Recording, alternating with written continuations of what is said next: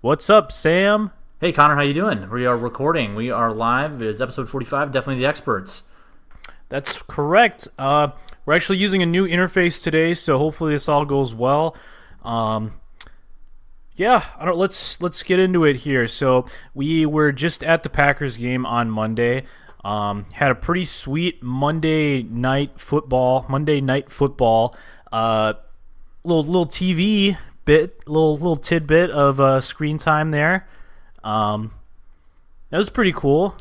I enjoyed that. I found a pretty high quality clip on YouTube and clipped that. Yeah, we were up there. We were playing for the outside in the parking lot with Tundra Line on ESPN College Game Day. It's not College Game Day, whatever it is. Monday Night Countdown. Yeah, that's what it is. We did that last year for the one Monday night game. It was pretty cool. Last year was better because we actually were like part of the whole the intro, the beginning of the show with that Vince Lombardi impersonator dude, and that was kind of cool. And we got to just mingle and kind of like literally bump elbows with Randy Moss and Steve Young and the rest of whoever else is on that set, Adam Schefter. We weren't quite as upfront and personal with them this year, but it's still kind of neat. Also, we had to go through the food line last year, which is always a good perk. Yeah. Yeah, I don't know. It was fun. It wasn't quite as last year was pretty fun, just because they did the weird thing where they came in and we were like the causeway. I don't know. It was still fun, I guess. We probably got more screen time than last year. We definitely got more screen time than last year. We were actually playing something other than just. Well, I don't remember what we played last year. We were actually playing some notes. Yeah. So I don't know. Yeah, that was a pretty cool thing. And then we got onto the field. Ninja streamer, Fortnite streamer was there. Oh yeah. Big He's Lions a Detroit fan. Yeah, big old Lions fan. Apparently his wife is a Packers fan, so that's why he was there with her. How old is Ninja? Oh, well, he seemed very tall too. Tyler, he's 28. 28. Okay. Yeah. Anyway, he's this dude that got really famous by streaming Fortnite. He makes a silly amount of money streaming games. And there was the big news, and he switched platforms from Twitch to some other streaming service. That was like a big deal a few months ago. I don't know. No. This is not my world at all. Maybe he switched to Mixer. That sounds like it could be right. I think it is. It's like the Microsoft, I guess, like competition service to Twitch. Anyway, have you played Fortnite at all ever? I've tried it. I never played it a lot. Yeah, my sister played it a lot in college, and she had her PlayStation. Well, it's stupid. It was her roommate's PlayStation that he's just like, yeah, here, take it over winter break. And so last year when I was home for Christmas, I was like, let me try this. And that was terrible. It's a hard game, man. I tried it a couple times. I couldn't quite get used to it. I understand why it's fun. I mean, a few years ago, this whole battle royale genre just swept over the whole gaming industry and just completely dominated it for a little while. And so, I mean, some would say that it still kind of is. Every game ever has a battle royale mode now. And it's kind of insane, how it just completely encapsulates the entire industry. And it was kind of weird for me because I used to game a lot in high school, and I was very in tune with what was going on and what the landscape was kind of like. And then when I went to college, I stopped because I got busy with school and marching band and blah blah blah, and talking to people in real life. And so I was out of the I didn't even own an Xbox because it got stolen from my apartment in college. So I didn't even have it for 4 years. And I just bought one this past year after I was done taking the LSAT as like a gift to myself. And coming back into it, it's like, oh my goodness, like like everything is like Fortnite. Like Fortnite is it was weird because it was a popular thing. Like professional athletes were like talking about it. Yeah, which there was those crazy. There was those guys in the Brewers. Was it last year or 2 years ago that they were doing? They were just playing Fortnite on the goddamn big center field video board at Miller Park. Yeah, and people like Juju Smith-Schuster. Yeah, they're like all about it. Yeah, so it was super weird to have this like. So anyway, this ninja guy like came out of like that whole attitude and atmosphere, and I mean really made it popular because all these different people were all over it and talking about it, and he makes like thousands and thousands of dollars by just essentially sharing his screen and having people watch him play video games. Yeah. See, yeah, I'm way out of touch with all this shit, but like, 'cause back in the day, instead of Battle Royale, we called it the Wilderness in RuneScape. That was the original Battle Royale. PvP. Yeah. Man, I've tried like 5 times. I think this is all when I was still in college, but like tried 5 times to like ironically, but also somewhat unironically try and play RuneScape again. And it's all changed, man. It's all different, and I would give it like half hour and be like, "This is stupid. Why am I doing this? Why am I doing this? I'm gonna not do this." Yeah. So, anyways, that's Monday Night Football. Yeah. No, well, there's crazy shit that happened in Monday night. I mean, coming out of the game, the Packers they had a narrow victory that they nabbed off of a walk-off kick from Mason Crosby, which I thought was actually pretty poetic given last year's performance from Mason Crosby against the Lions. I thought that was good for him. I really liked that, aside from all of the bullshit that we're about to get into. I thought it was nice that he was able to walk off against the Lions at home. Yeah, I have never been more nervous for a 22-yard field goal in my entire life. For whatever reason, I just had a bad feeling. We were down on the field. I mean, it was slick out there. I mean, we were out there for a long time. We weren't making cuts or kicking or anything, but it was moist. Yeah, it was. I mean, the first getting cold game. So I mean, yeah, conditions were certainly different. Yeah, made it though. That was awesome. He did a Lambeau leap. That was pretty funny. Yeah, to see, he had to get a boost to get up there. Yeah, I did. Yeah, so anyway, getting in. Well, I guess before we get into the penalties and stuff, it was interesting to see the on-the-field production from the Packers. They went into this game missing Devontae Adams, and they left the game missing even more. They lost Geronimo Allison at the beginning of the third quarter to a pretty solid hit to the noggin. Lost Marquez Valdez-Scantling for a minute, and he's still struggling. I don't think they didn't practice today, but he got a did not practice designation, which is based off of just analytics for how they're doing in the medical area of the facility. Yeah, he was out for a minute. So the Packers were rolling with a bunch of dudes at wide receiver, rolling out Jake Kumerow, Darius Shepard. He played the most snaps, but not the most snaps, but he played 90% of the snaps. Did Kumerow?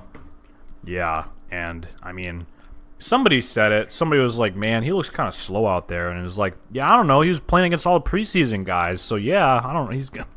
He's playing against some actual dudes now." I mean, he was all right. He wasn't great, but he caught a couple balls. We have the ghost of Jimmy Graham out there. The retirement home Mercedes Lewis catching a couple balls as well. I'm done with Jimmy Graham.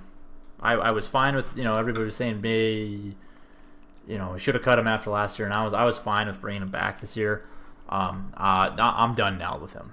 After the shit he was doing in the Eagles game with the one-handed catch that he didn't catch, and then he had a pretty bad drop in the end zone for a touchdown earlier at one point in that game on Monday. I'm done with him. I don't need him anymore. Yeah, there was news today that Jay Sternberger was possibly going to suit up for practice this week, which would be good news because, like Sam said, Jimmy has been a liability, to say the least, these last couple of weeks. He was playing pretty well to start the season, but, his inability to catch the ball is, you need to be able to do that. He's the highest paid tight end in the league right now. Especially if you're not going to be, you're not going to really block. He's not known to be. Yeah. That's not what he was paid to do. So, Correct. Yeah, it's fine. That's why we have Mercedes Lewis. Yeah, if you're not paid to do the one thing you're paid to do, what are you doing? Right. So, aside from that, Aaron Jones also was bottled up and had his fair share of mishaps. He lost the ball in a fumble in the second quarter, dropped a touchdown pass that, he's wide open. So that led to Jamal Williams shining a little bit. He outtouched Aaron Jones and ran for nearly 100, I think he over 100 yards and a score, which was, not great for Aaron Jones, obviously, but it was good to see that depth at the running back position for us. It used to be a little bit of a touchy subject when Jamal Williams would outtouch Aaron Jones, but I'm starting to come around to the tandem work that they're doing in the backfield now. Jamal Williams, I think you mentioned it on Monday, he looks like he's improved as a running back, and whether that's a result of the system that he's in now or contract extension. Sorry, I'm just getting news. Breaking news. Darren Waller is getting a contract extension through 2023. Wow. Raiders, right? Yep. Yeah, he's been a baller for them. Anyway, yeah, so Jamal Williams has, just looked much better in this system so far, and I kind of like that they're able to. He's not necessarily just a change of pace back, but he can. It was nice to have him there because our running game with Aaron Jones faltering a little bit, certainly, it was going to take a step back if Jamal Williams wasn't there to pick up the pace for him. Yeah, using the tandem, especially when Jamal Williams has the hot hand like that, then having an even split in carries. I don't remember how many carries they both had, but it was pretty close. The number of snaps was like pretty much dead even. They split those 50-50 pretty much. When he's the hot hand, that's fine. If last week when you didn't have Jamal Williams and you had to lean on Aaron Jones and he's productive as he was, then lean on Aaron Jones. So it was weird. Yeah, the bits and pieces I caught of the game while we were there, I thought Aaron Jones was hurt or something, just the number of plays that Jamal Williams was out there for. But good that he's not, and great that Jamal's providing good production out of the backfield. Yeah. So speaking of people stepping up, Alan Lazard was put into the rotation after Darius Shepard had a costly drop that led to an interception, as well as a muffed punt that he tried to catch over his head and he kind of got drilled and lost the ball there. So he was taken out, and Alan Lazard was put in for him. And he capitalized on that by catching a deep fade from Aaron Rodgers to, I think it was put the Packers in position there to be down by 22-23 maybe?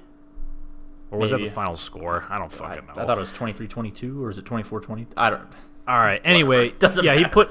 It was an excellent catch, and it was great to see somebody step up when we were running a bunch of no-name guys out there, a bunch of undrafted free agents, basically. So, that was excellent, and it looked. I mean, it was great to see Aaron Rodgers make that throw. When he let that go, I was like, it was a 3rd and 5. I'm like, what the hell are you doing? Why are you going deep? Because it looked like he had Kumaro coming on, just running a crossing route, at the sticks. So I was ready to be very pissed, and then fortunately didn't have to be. Caught the pass. Yeah, and that was right after on that second down play. I don't know if it was a drop, but Lazard there, he had a shot at making a catch and didn't make the play. I think it would have been a difficult catch, but God, and I think that when you turned to me or I turned to you, and we're just like, God, these receivers fucking suck. Oh yeah, we were both just shit talking the receiving core. Well, sure. That was the second time we did it, because earlier there was a few plays earlier when MVS had that crazy Willie Mays basket catch over the shoulder. Yeah, it was like the play before that. You're like, man, these receivers are not playing well without Devontae. Then did that. I was proven wrong. So that was kind of a fun little thing. Yeah. But the Darius Shepard that interception off of his fucking face was that was fucking brutal. Yeah, that was it really put the nail in the coffin for me that the Packers, if they're going to make a move on somebody to fill that number 2 slot position for when Devontae returns, I think that they should. I mean, given the fact that they're starting right now 5-1, and I mean, depending on how the Oakland game goes here, if they're staring at a 6-1 record, approaching the trade deadline here on the 29th, I mean, I don't know. I mean, I think that if you're a contender, you've got to roll with what you've got, and you've got to lay out the cash money to ensure that you can make a deep run when things get to that point in the season. So we're still a little early in the season to be saying that the Packers are going to be rolling into the playoffs. Obviously, anything can happen. See Carolina last year. They were also starting off pretty hot like this, and then their entire season just went down the drain. But, I mean, I think we're looking at right now, I mean, just the wide receiving core in general, I mean, we're getting a good look at what things are like when you just remove, the number 1 guy. And that's a big conditional statement, because Devontae is obviously the number 1 for a very good reason. He's a very good wide receiver, and it's not like you can just pick those off the cherry tree and slap them next to him. And, here's Devontae too. But I think that there are guys out there that, I mean, we talk a lot about Emmanuel Sanders, but there's other dudes out there that you could get for, I mean, if he's driving too high of a price point, there are other guys that I think would benefit from this system as well. There are a couple of names out there. What is it? Robbie Anderson is a name that's being thrown around in the trade circles right now. That'd be nice. Yeah, I mean, he's been on a Jets team that's kind of been underwhelming for the last couple of seasons, but he's displayed that he can be an excellent deep threat. And I mean, I think having that in the system is something that would, I mean, add another dimension to our offensive scheme. Just having defenses have to, game plan for that.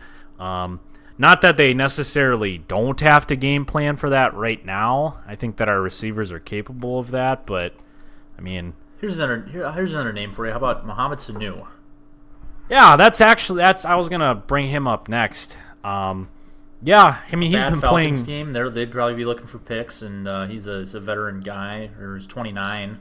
It's kind of in that sweet spot where he's not a great receiver, where they're gonna keep like Julio Jones, where he's untouchable pretty much, but. Yeah, I mean, I wouldn't be surprised if they let Mohamed Sanu go to a contender, given the number of weapons that they have there. Austin Hooper is emerging as a upper tier tight end in that system. They obviously have Calvin Ridley waiting in the wings, not necessarily to be the successor to Julio Jones, but he certainly looks like he's going to be the guy possibly in the future that might take the reins from Julio Jones once he gets a little bit older, because, I mean, Julio's, 30? I don't know. I think he is 30 I think this he's year. on the wrong side of 30, but Okay, maybe the wrong side of 30. Julio Jones trade. What's this? I don't know. Anyways, Well- he was. He's 30. Okay. Yeah, I mean, I could see the Packers anyway signing somebody like just to have a veteran presence there. I mean, I think they don't necessarily need. It would be nice and like a splash signing to have somebody like Emmanuel Sanders, but I think that the system would benefit from having somebody even like Mohamed Sanu, a vet guy who has a lot of experience in the league, and is, I mean, like he's doing right now, in the Falcons system. He's a solid option that's reliable. Like, he doesn't necessarily mess up a lot. He doesn't make a lot of big ol', burning the DB kind of plays, but he's a solid guy and he's dependable. I think just having that is something that the Packers could use. I mean, it's disappointing to watch the number of throws go straight to guys and just, straight through the hands, or, broken up just a little too easily. Like, you can get frustrated at it, but I mean, the fact of the matter is that a lot of those guys that are out there are, really new. I mean, if not rookies, they're in their second year, third year. Yeah, at the end of that game on Monday, they were the only wide receiver who had even been drafted was MVS, 5th round pick. Everybody else was a rookie free agent. Yeah, exactly. So, which is great. You're finding guys that can play in the league at least, but they're not. None of these guys, they're not all pros. There's a reason they didn't get drafted. Right. Exactly. So, I don't know. Right. You see, we can be frustrated like we were watching the game in the moment, but at the end of the day, there wasn't anything really that it's not we could talk shit about them. It's they were put in a position where a lot of their receivers were hurt and they didn't have a lot of depth. So that's what you have to work with, and that's what you have to do sometimes. So, anyway, coming away from it, I'm fairly convinced that it'd be, I think, beneficial for the long run to make a signing. I mean, I think they signed Ryan Grant today, a guy who was in the Redskins for 4 years, and he was with the Raiders last year. Signed him today, and they signed back Tremont Smith, who they had signed previously to be a receiver or a kick returner. And I think they let him go because they thought Darius Shepard had the job. But after watching him do what he did against the Lions, they signed him again. Okay. So, Ryan Grant, they got to give him number 25, right? As an homage to He has to get the Ryan Grant. He has to get number 25. Does anybody have 25 right now on the roster? I don't think so. Nobody comes to mind. Savage is 26, right? Yep. Darnell Savage is 26. Let's see. Number. This is in order. Dexter Williams is 22. We gotta go to DBs. So that'd be the only other position group that would have that number. No. Chandon Sullivan's 39. Will Redmond.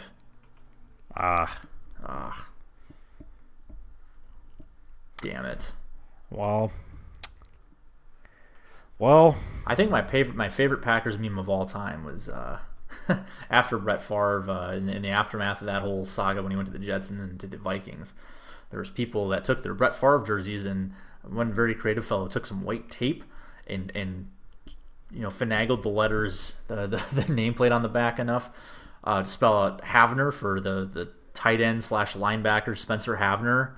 Yeah. He was a bit of a was on the team for a couple of years, and his number was 41, so he had the 4, and they just taped a 1 next to the 4.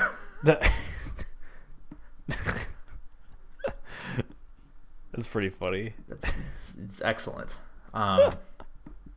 So, yeah, you touched on a little bit there some of the turnovers, and didn't realize this watching the game, but post game, the Packers had 3 turnovers and did not force any from the Lions, so -3 turnover margin, and to win that game is pretty impressive. That's a champ. I mean, I felt this way in the immediate aftermath of the game. A game they never led until the end, and really didn't have any business winning that game.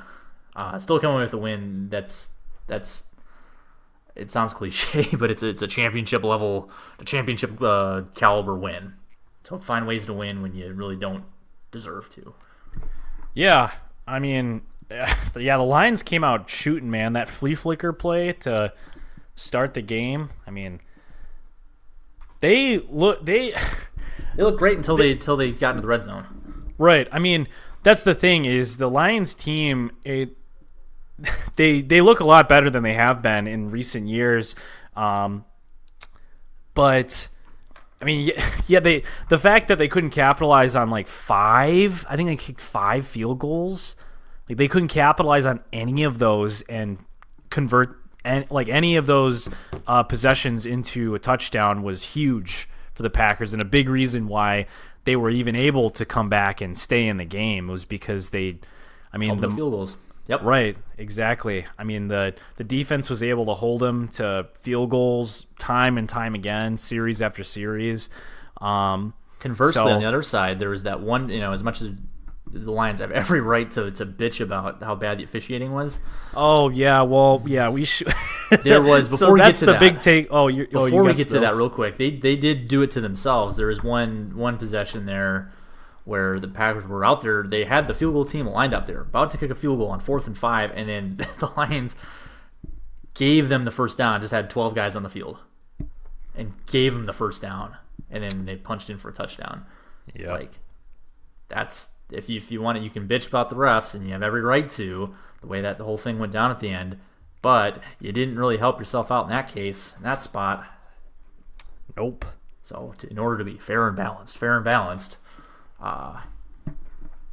they could have done more to win. They could have kicked less than 5 field goals, could have scored a touchdown, or not have 12 people on the field on 4th and 5. But in any event, refs are pretty fucking bad, man. Oh boy. So that will be the big takeaway from this game was the officiating. It's the big takeaway from just about everybody ever, every sports media personality, every athlete watching the game, everybody watching the game, came away from it with the notion that the Packers have the officials in their pocket because of 2 pretty egregious. I mean, there were other calls through the game that weren't very good, but the 2 that are going to go down in infamy are the hands to the face penalties on Trey Flowers against David Bakhtiari.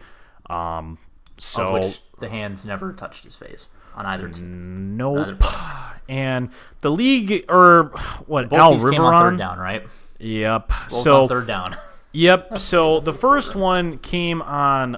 It was a sack on Aaron Rodgers, and it would have, I think. I mean, they would have had to punt, I think. Yeah, it was 3rd and long to begin with, and then it was about probably a 10-yard loss on the sack. So then you're staring down at least 4th and 20 or something. Yep. So that one was huge and shifted the momentum of the game, and eventually led to that Allen Lazard touchdown pass. So that shifted the momentum a ton, because forcing the Packers to punt there, I mean, would have put them in a position where they kind of would have been on their last leg. So that happened, and the league, or the head officiating guy, came out and said that one was upheld, that was a penalty in real life after further review. But it's I mean, I don't know, man. There are a lot of people justifying it, and like, I don't know. It's I don't think it is. I think that he's grabbing a shoulder pad. I don't think he's grabbing up to his neck. Like the reasoning behind it was they said that he was pushing into his neck, and so the ruling was correct. But I don't know. It really did look like he was just grabbing a shoulder pad and, essentially bull rushing him back. Yeah. Well, and then there was an interesting thing. I think it was Booger was saying that. Who was this? Who's the pass rusher? Trey Flowers. Before this game, he had never been called for hands to the face ever his whole entire career, and he got two in the fourth quarter that were huge. So I don't know. The first one, whatever. The second one, no. Nope. Yeah, no, the second one, they came out and said that shouldn't have been a penalty. Right. And that one was pretty costly. I don't think it was quite as game-changing as people say that it was. It would have certainly altered the course of those.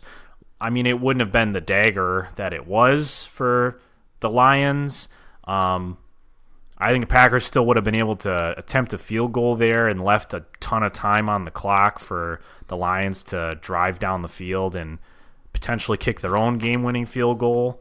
But that's not necessarily a given, Right, that's a lot of ifs and a lot of conditional things that have to kind of just happen.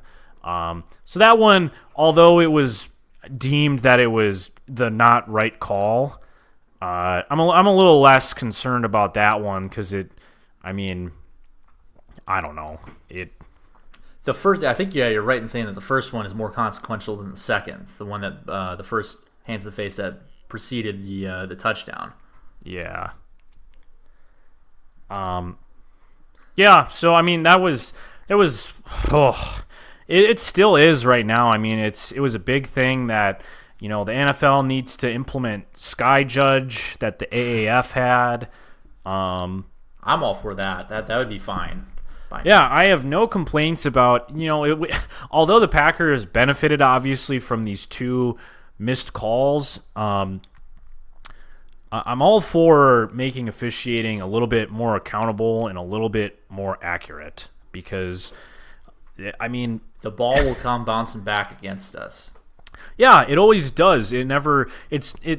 As much as people want to believe that officiating benefits one team more than other teams, and this stat has been bouncing all around the internet with people being in a rage, and it was that the Packers have the second most beneficial yards due to penalties in the league right now after week 6 in the NFL. And so people like to draw these narratives about teams like the Patriots, like the Packers, really winning teams generally, that they get these special calls, and it's the same argument as the injuries thing. Like, why does my team end up with so many injuries? And it's I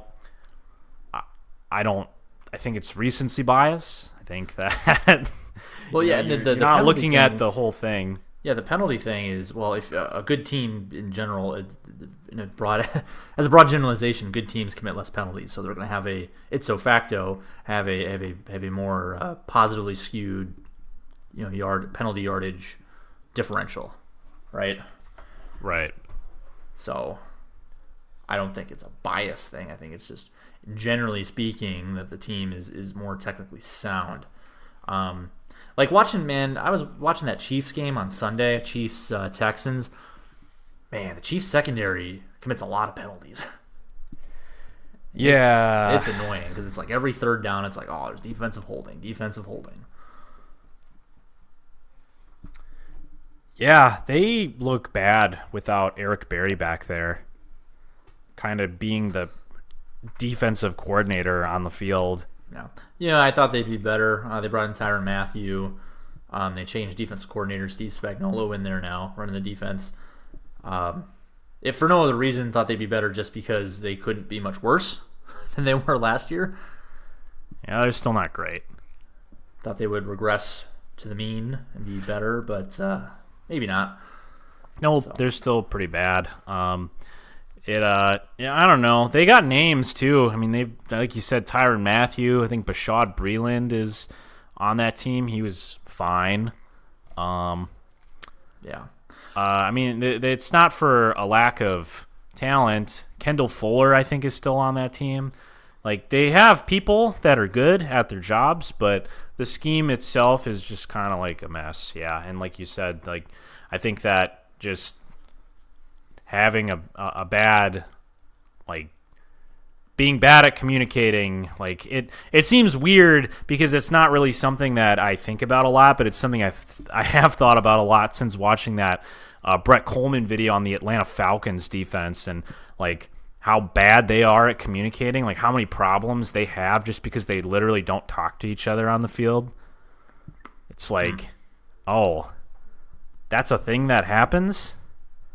That like you guys, well, yeah, you guys makes don't sense that it's the opposite example of that, where positive communication working in a positive direction for the defense is that week one, the Packers week one against the Bears, that last play, the game-winning interception, they saw the play earlier in this series, and I assume they communicated that, oh, here it comes again. Right. Yeah, exactly. Yeah. Anyway, we're talking about penalties, and anyway, so that's a big thing coming out of this game, and I mean, I wouldn't be opposed to them altering how exactly they review penalties, because it's just been a disaster so far this year. With they instituted the new challenging the pass interference calls due to the mishap that happened in the Saints-Rams game last year in the playoffs, and that's been a complete bust so far. Yeah, that's got to get changed. Hopefully sooner rather than later. If they want to change it in season, that'd be fine. Just fix that. Yeah, there was one other call in that game that's kind of gotten swept under the rug a little bit. That was a big play at the time. The Kerryon Johnson catch, no catch. Where he appears to make the catch, takes 3 steps, and then loses the ball, fumbles it forward out of bounds. Boy, that looked like a catch to me, man. Yeah, we were both watching the TV up in the 4th floor there, and I mean, yeah, we both watched the monitor, and it seemed pretty clear that he caught the ball, took a few steps, had control of it, and then, it flew out from under his hand there and rolled out of bounds. I was really mad that LaFleur even challenged it, and thought there's no way they're ever going to overturn this. The call on the field was catch fumble. Even if you really squint and you really convince yourself that it was no catch, I mean, they're not going to overturn it, right? Right. I mean, the whole idea that you need a bunch of evidence to overturn the call that was made. Yeah. And, I mean, it certainly wasn't clear or obvious that that's what happened. I mean, the fact that you could look at it one way and say, I could see that was a catch. It seemed pretty obvious to both of us that it was a catch, but just having the notion that, it could have been a catch should have been enough to make sure that the call stood, but they didn't think the same way. So that play is more disheartening than the two, hands to the face ones. I mean, the hands of the face ones, well, you can look at it and say, well, okay, the referee, might have an obstructed angle.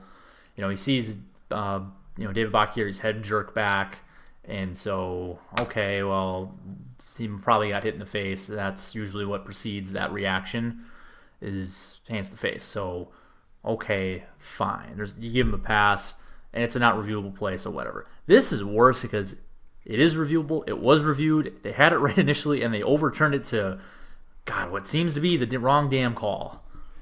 Yeah, I mean, right. Like you said, with those other two calls that are being focused on, it came out that Dave Bakhtiari, I guess, he was informing the officials before it happened that Trey Flowers was kind of getting up in his grill, and he let him know about it. Which So were these makeup calls? Well, I mean, that's the argument that's going around the internet because people are mad, is that he pointed it out, and so the ref felt, obligated, I guess. But I mean, like you said, it's non-reviewable, and I mean, like, if the ref was, getting the idea that, like, oh, I'm missing these calls on this guy, and then the next play sees Trey Flowers push up Dave Bakhtiari, and his neck creans back like that. I could understand it. I guess still wasn't the correct call, but I from that standpoint I get it. But like you said, this Kerryon Johnson catch pass, incomplete pass, what have you, was pretty bad because they looked at it 1,000 times and ruled it an incomplete pass. Yeah. So I think we have, if we weren't already at this point already, as all you Packers fans out there, you had to turn in your referee card. You got to turn in your referee card. You can no longer be mad at officials ever again. You have this game, multiple calls that we were talking about. You have the Dez Bryant catch no catch playoff game. Oh man, we have the was there a face mask on the Aaron Rodgers before the Detroit Hail Mary? Maybe not. To give him that untimed down. So that's three. You got Hail Mary. You got to throw that one in there, but that was replacement refs. So. Yeah, I mean, at the end of the day, I don't know. You just want good. You want good calls from the refs. It's nice to fucking win a game basically on the back of. I wouldn't say it was on the back of those calls, although people would like to say so. The momentum surely shifted in that first hands to the face call, but it's nice, but. You just want them to make the right calls, man, because there's nothing more frustrating than being on the bad end of that. Right. That's what it is. So, and then, of course, he had all the memes of Matt LaFleur giving the game ball to Clete Blakeman and the rest of the crew doing Lambeau leaps after the game. all these dumb memes. Yeah. I don't know. It's a tale as old as time that bad referees and missed calls and are we paying the referees? Blah blah blah. Anyway. That'll be it's a big discussion point, I'm sure, for the next coming weeks, and it'll be a story that people will remember this 2019 season by. Yeah, so. But whatever, I don't know, man. Packers are 5-1. That's pretty cool. Yep, they are 3-0 in the division for the first time since 2012. Yeah, that's a big to do. There's a stat that came out, I think, ahead of the Vikings-Bears game. They played each other a couple weeks back. Teams that start 0-2 in the division have won the division like never. So that would eliminate the Vikings. According to that, I mean, that's obviously not a steadfast rule, but that's just a trend. So if I was starting 3-0 in the division, your first go-around against all the teams is you can't do anything. You can't be any better. And of all the games to losing to a non-conference team has the least impact on your playoff seeding when it comes to that. So, yeah, I mean, winning the division was certainly not something that I was going to expect in this season with a new coach, with teams like the Vikings and the Bears and the Lions, who were surely, I mean, we lost to them last year both times. So it certainly wasn't something that was a given. Did the Packers win any division games last year? They got swept by the Bears. They won against the Bears the first time, didn't they? Did they? Yeah, they won the first game against the Bears. Oh, that's right. The week 1. Aaron Rodgers came back in the money thing. Yeah. Oh, that fucking game. And then they tied the Vikings, and they probably lost to them the second time in Minnesota. Yeah, definitely. That's definitely what happened. Yeah, so I mean, things now are looking a lot different. The Bears are having offensive problems. The Vikings are having offensive problems. Well, they were. Now they're not. Yeah, I mean, I don't know. I'm gonna pump the brakes on that because I think that the teams that they were playing had a little bit to do with Kirk Cousins being a little bit more efficient throwing the ball. And even so, he was throwing the ball more frequently, and his efficiency was worse, and he threw the ball less, and his efficiency was better. And well, yeah, the Eagles secondary is beat up, and the Giants are the Giants. So. Yeah, right, exactly. Both of those teams they're getting exposed this first quarter of the season here. So I'm going to wait to see what happens against the Lions. The Lions aren't necessarily elite, but they are better than both of those secondaries. So I'm going to wait and see what happens against them and evaluate Kirk Cousins then because, he looked like dog shit the first couple of games. And when you have Stephon Diggs and Adam Thielen on your team, along with a running game that is doing its fair share of work, you just got to dink and dunk your way down the field, I'd say. It's not ideal for two guys that are, top 15 wide receivers to dink and dunk their way down the field, but they those couple of games looked really bad in the beginning of the season. Yeah. Anyway, so that's Packers for you, baby. Some just general NFL news, I guess. Jalen Ramsey was traded to the Rams after the Rams traded Marcus Peters to the Ravens. And I just watched the PFF little news analysis thing that they did. That they do for a lot of things like this, like trades and blah, blah, blah. It's just like a 10-minute video of them kind of going over the, dirty, fast facts, I guess, of what this trade means and why it happened and what it could mean for the team as a whole.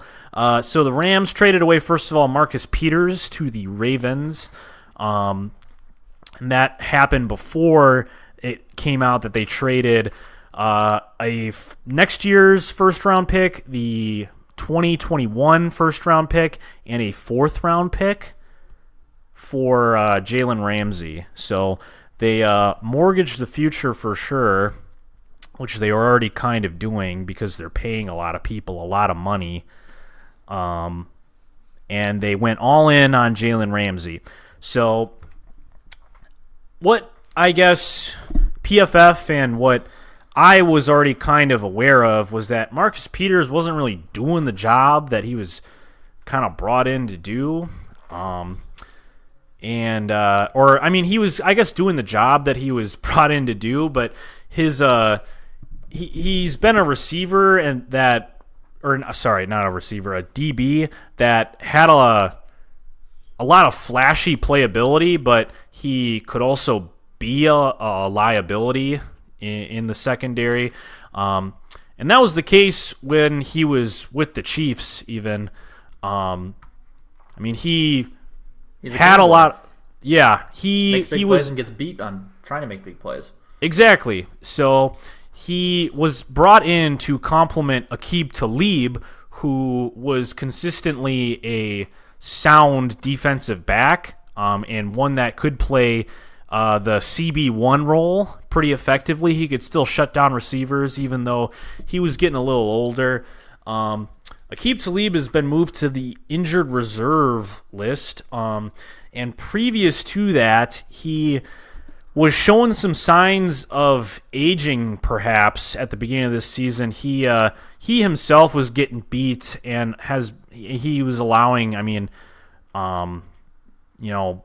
hundreds of, I guess not hundreds of yards, but he was allowing his fair share of yards. And Marcus Peters was, I mean, he couldn't play the CB1 role very effectively because of his play style. He very flashy, very, didn't necessarily thrive in the zone scheme that the Rams were using. So, got traded to the Ravens. They need defensive back help because their secondary is a little short-handed right now as well. And they brought in Jalen Ramsey. So Jalen Ramsey is, a much better defensive back in just about every facet of the game than Marcus Peters. And like I said before, Aqib Talib is on injured reserve right now. So the Rams secondary was kind of getting picked on a little bit these last couple of weeks.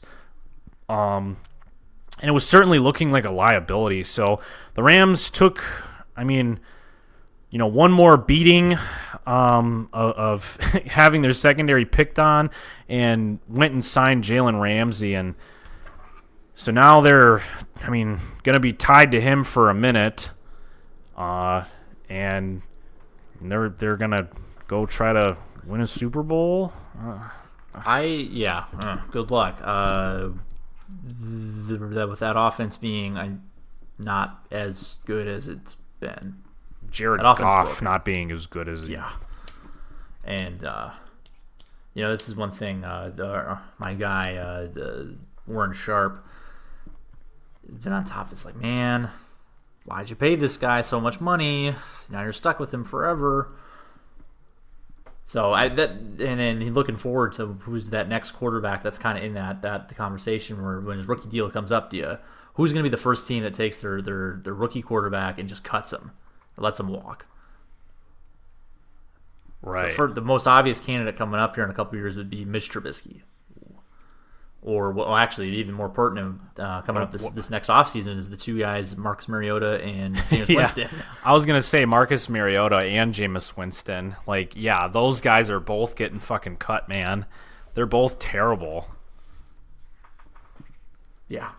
Marcus Mariota was fucking benched. Yeah, he's just not fun to watch. And Jameis Winston is fun to watch because he's that he turns the ball over so much. It's a meme. He's a meme.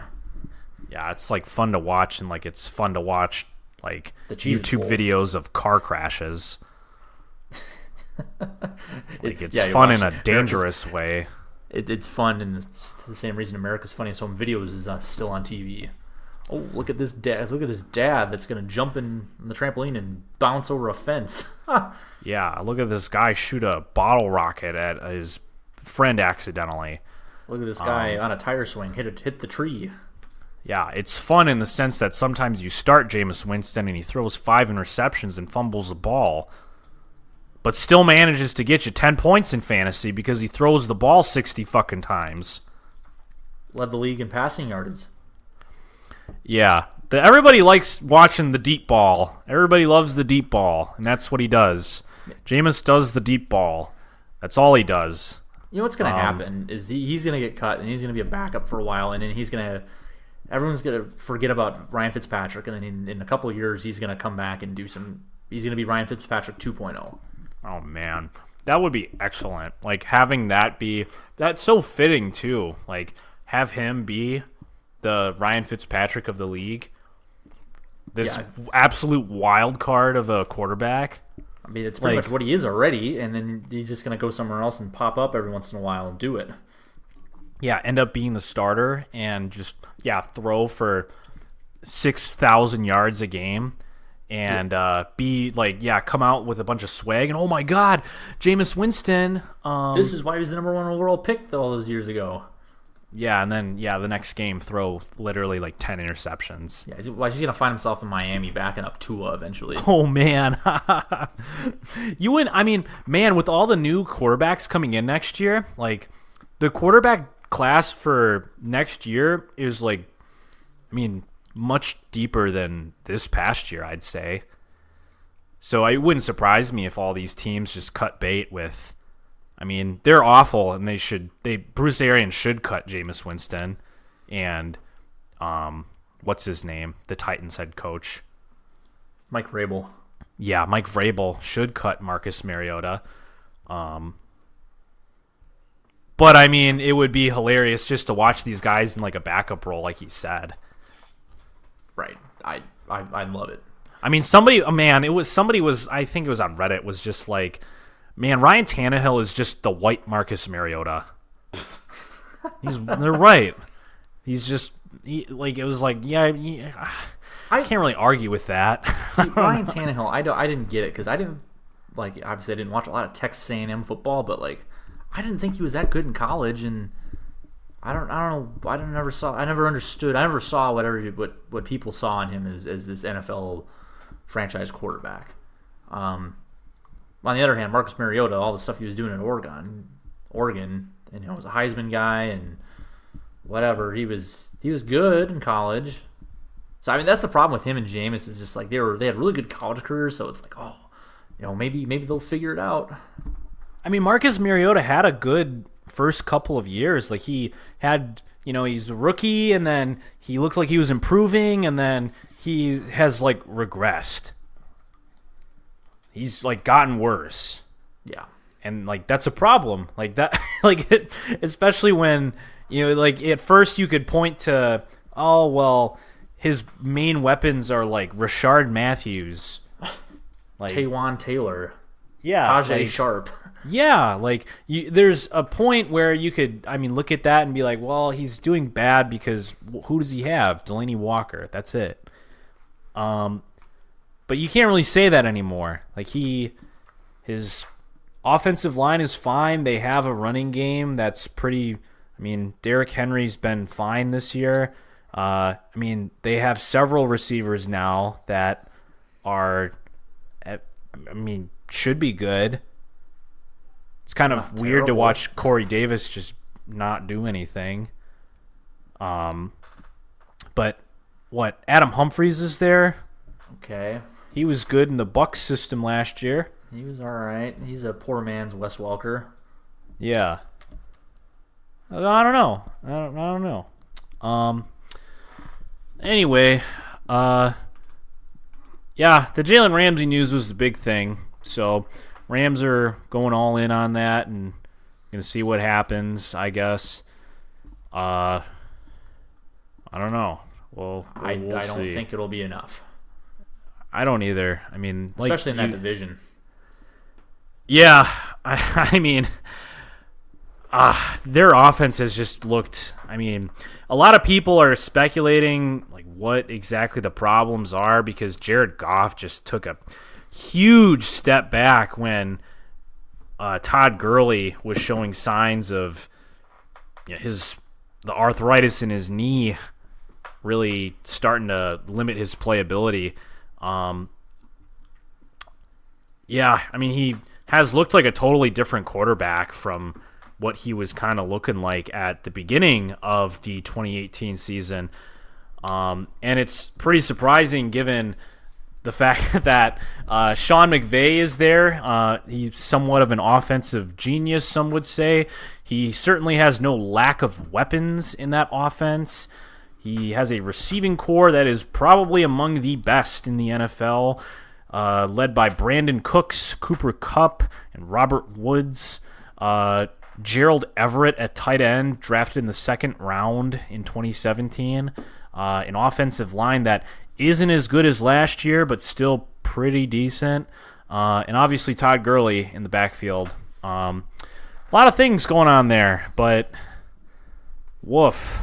Man, this Rams team in 2 or 3 years, this thing's going to come crashing and burning to the ground, and it's going to be awful.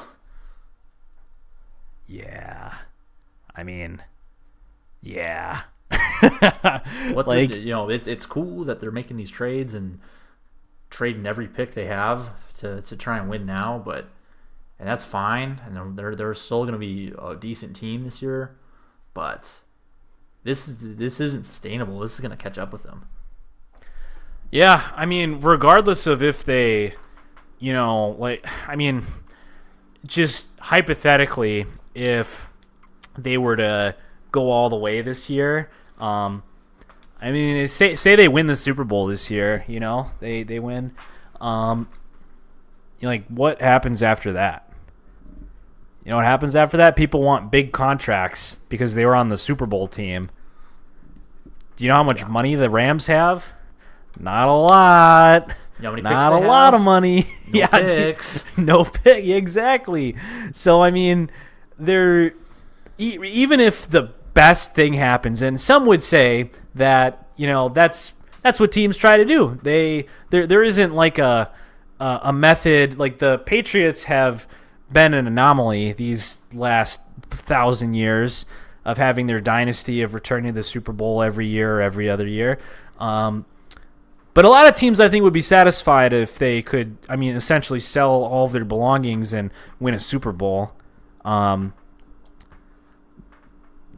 But, like you're saying, it's going to catch up to them. And even if they do win a Super Bowl this year, if that's a big if, because yikes, a lot of bad things that we were just talking about. What even happened, like, the next year? Like, next year, what happens? Like, you got to pay people. You got to, I don't know. Like, I think that in a couple years, they could easily just be this, dreadful-looking team. Mm-hmm. Just because of, no picks. You got to let people go because there's a thing called cap space. Yeah, if you're Sean McVay, then he probably gets fired. Or if he's smart, he sees the handwriting on the wall and tries to get it or weasel his way out of there. Right. And run it back somewhere else. Right. Man, it was, I don't even remember what game it was, but it was the Rams were playing somebody, and it was Jared Goff just threw behind Robert Woods on like a slant, like a real just like, Robert Woods was wide open on this slant route, and he just threw way behind him, and the camera cut over to Sean McVay, and you could just, there wasn't any audio, but you could tell he was just screaming, "God damn it!" Yeah, was that must have been one of the Sunday night games? I think so. It was. I don't remember. I know exactly what you're talking about. I remember watching it, and it was.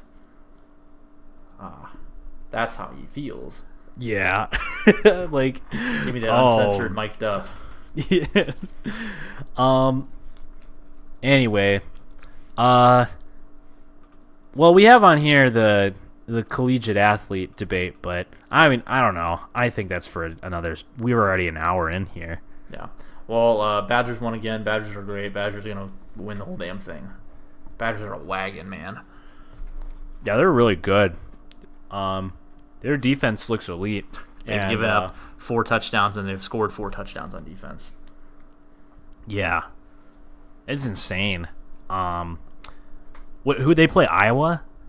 No, this weekend. Michigan State. Oh, game coming up. Yeah, Illinois. Oh, so, that's right. Trap game at Illinois before looking ahead to Ohio State. Okay, yeah. Get to see Lovie Smith with the beard. Oh man, Black Santa. Dude, that is the. Lovie Smith has never looked cooler in his life, and he's had this beard. I know. Beard. I love it. He looks like a badass. Yeah. It kind of makes me wish Illinois was a little bit better, just because of who he is.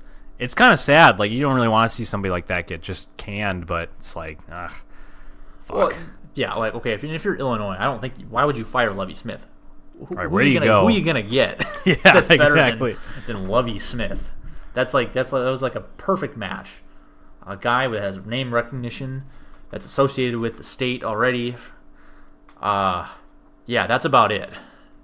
That is your. You can't do any better unless you hire Ron Zook again, because he won a couple games and got them to a Rose Bowl that they lost, and beat Ohio State once. Yeah. Yeah. But, yeah, it'll be interesting to see the Badgers when they. I'm hoping that they play well against Illinois. We watched them play against Kent State, and there were some offensive things that happened. Jack Cohn didn't look quite as hot, but against Michigan State, it was great to see them rely more on the passing game because Jonathan Taylor was a little bit bottled up in the game against Michigan State. I think he had his worst statistical performance easily of the year, but I don't know about ever. It wasn't great though. He didn't have a very good outing. So the Badgers were forced to rely on the passing game a lot more, and it's there. This is certainly not something we've already beat this dead horse on this show, talking about how the Badgers passing game has just evolved into this completely different thing. But I thought last game was a really good example of how exactly it has evolved, because in the past, saying that the Badgers had to rely on their passing game usually meant that we were watching a real shit game, and watching Alex Hornibrook or Joel Stave try to dink and dunk their way at least into field goal range, if not just turn it over. Yeah, and it's leaning on the passing game, and they're not taking necessarily. You don't have to take deep shots. It just needs to be efficient and pick up, convert third downs. Hit Quintez Cephas. He's the best player on the field a lot of the time. Just throw the ball to the open guy and just execute. And then you get 3 yards in a cloud of dust like you did against Michigan State in the running game. Good enough. You got third and short every time. Yeah. That's a game last year that they would have won that game 7-0, or 6-0, or 9-0, or 9-3. Yeah, right. We haven't looked at the box score, and exactly. That's exactly what I was gonna say. Look at this box score. Interception, punt, fumble, punt, field goal. Yeah, right. End score 9-3. 9-3. 50 yards of total offense combined. Exactly. Alex Hornibrook threw for 150 yards. Man, that was the worst game of all time that we saw. Was that I think it was my sophomore year. It was the Iowa game that they lost that was my senior year. Oh, yeah. Was that what it was? Yeah, I have a distinct visual I don't know the word I want to use. A photograph in my mind of looking up at the box score when we were on the field doing the fifth quarter, and looking at the score and being like, "What the fuck was that?" I remember looking up at the scoreboard, and it was just like, my goodness, what a tremendously bad football game. Well, that's the one where they were going in at the end of the game to score a touchdown, and then Joel Stave fumbles or something stupid. Yeah. Right? And turn it over inside the 10-yard line, and then Iowa just kills the clock. Right, exactly. Yeah, I think that's exactly what happened. And that was, I don't know. It really, looking back at that season, it was man, yeah, the Badgers used to really be a team, huh? Watching them lose to that, I don't remember how many losses they had on the season, but they lost to Iowa, they lost to Northwestern, because that was my last game. That whole thing. I don't remember who else they lost to that season, but they were, not very good, because they went to the Holiday Bowl.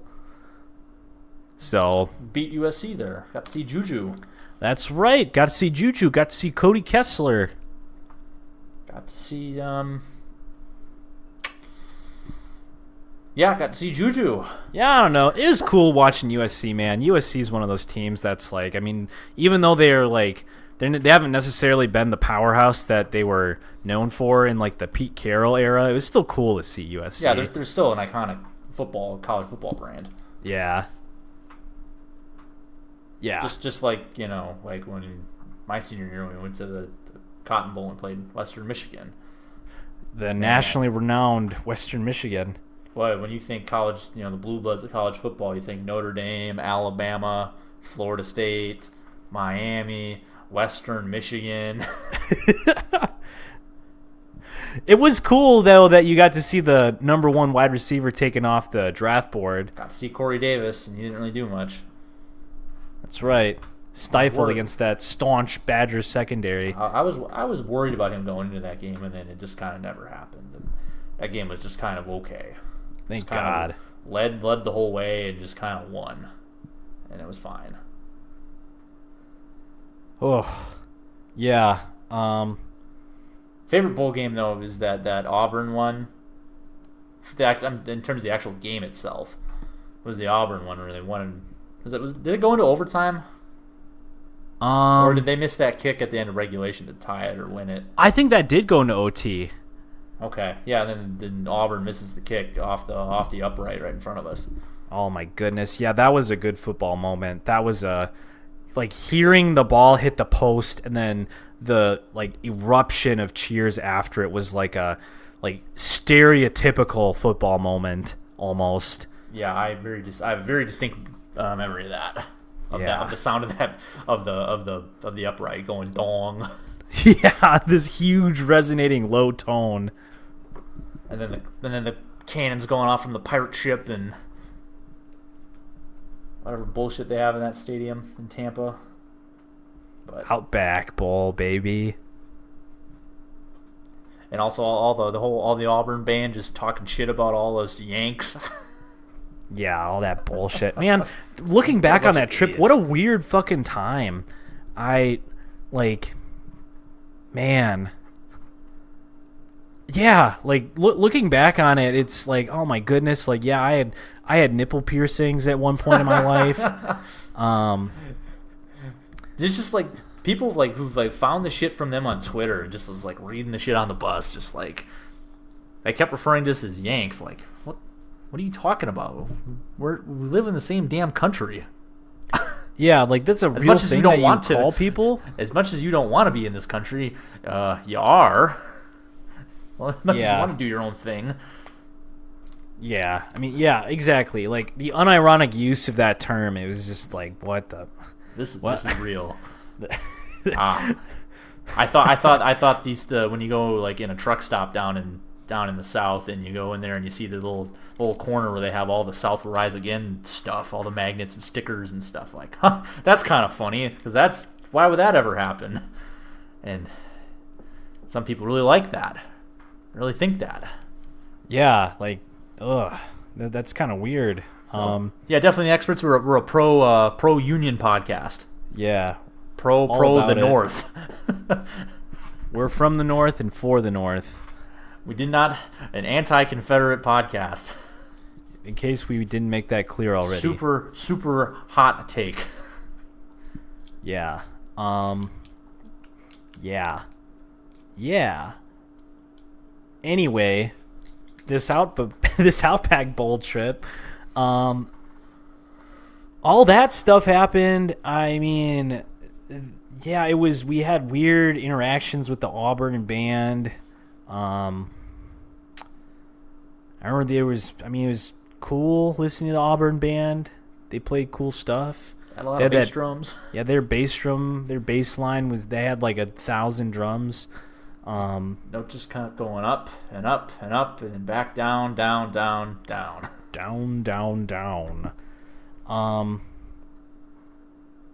Yeah.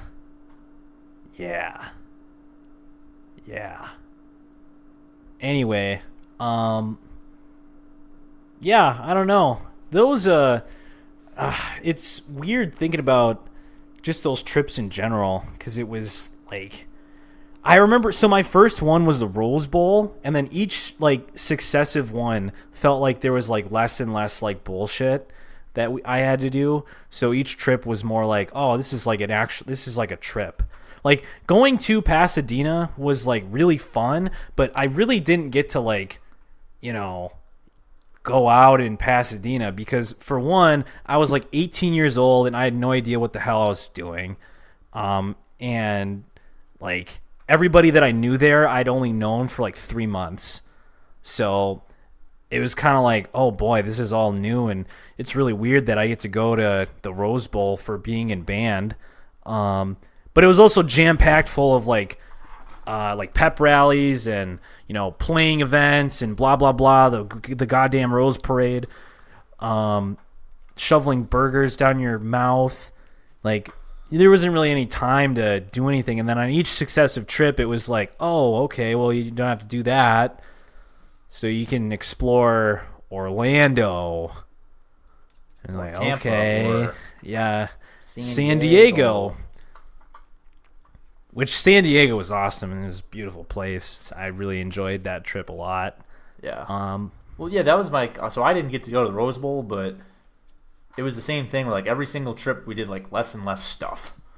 Where we like Orlando one, we had a bunch of stuff because we went to Disney World, we went to SeaWorld, or maybe I don't think we went to Disney. No, we went to Universal Studios, and SeaWorld. So we did a bunch of stuff with that, and then I don't remember. Tampa was some stuff. We had a parade or something, had a pep rally or whatever. San Diego, yeah, we didn't do much, and then Dallas, we did nothing. Yeah. it was the most laid back trip ever. Really nice though. I mean, just being able to do nothing, kinda. Just explore the place that you're at, because it's like, how many times you just go to, Dallas for free? It was like, yeah, there was one one of the nights where we had free time. It was just like, yo, Tommy, let's go walk over to the JFK Memorial, because that's near here. Let's go see something. He's just like, I don't know, I'm sleeping. It's like, come on, man. It's like 4:30 in the afternoon. I'm sleeping. Let's go. Like, come on, man. Let's go do something. Anything. Oh, I miss Sleepy Tommy. He used to. Now he's a working man. He doesn't sleep like he used to. Like all the time. Now he's responsible. I know. It's not as fun.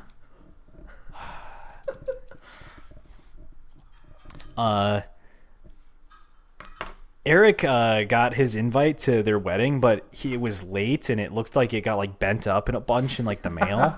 Okay. And he sent a picture of it to Tommy, and then Tommy sent a picture of it back. I guess he did write that like the outside on that envelope. Like he did like the lettering for the. So he didn't run it through a printer, like you. Yeah, like I thought. Yeah, like I thought that he did. Like he just hand wrote that. Which is nuts. That's a lot of time and effort. Yeah. So anyway, wait, he did that. Yeah, he did. Did that. Venetia do any of them too, or? I have no idea. I think it was all him. Man, I saved that envelope. So I threw that away. I was like, I thought he ran. Well, before I realized that he did it with his hand, I was like, oh man, nice printing. It'd be really good if it just came in Comic Sans. But he hand wrote it. Yeah. you got some stencils that are Comic Sans stencils. Man. Anyway, all right. I think that'll wrap it up. Yep. Here. That's football. That's football, baby. So anyway, yeah, like all the social media stuff. I mean, hopefully we can get this thing fucking posted. Obviously, you'll see if this thing is up and live and running, if this whole new interface is successful. But thanks for tuning in. Bye.